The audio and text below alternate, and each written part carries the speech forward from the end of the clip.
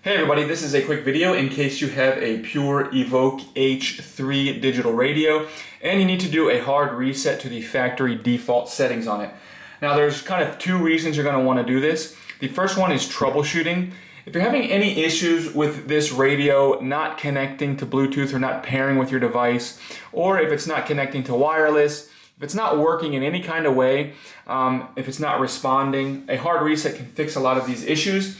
The other reason you're going to want to do this is maybe you're selling it, or maybe you're getting a used one, or just for whatever reason you want to get a fresh start, like it's just coming out of the box. We can go ahead and do that. Just keep in mind it's going to remove all your presets, all your alarms, all your timers, all your settings, and everything back to the way it was when it came out of the box.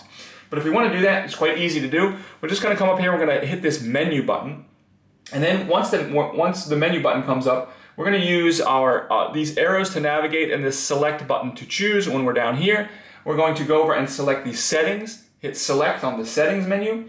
Then we're going to toggle over to factory reset. And again, we're going to hit the select button to confirm the factory reset, to choose factory reset. And then it's going to ask us just to confirm it. So we'll have to toggle from the no to the yes and hit the select on the yes.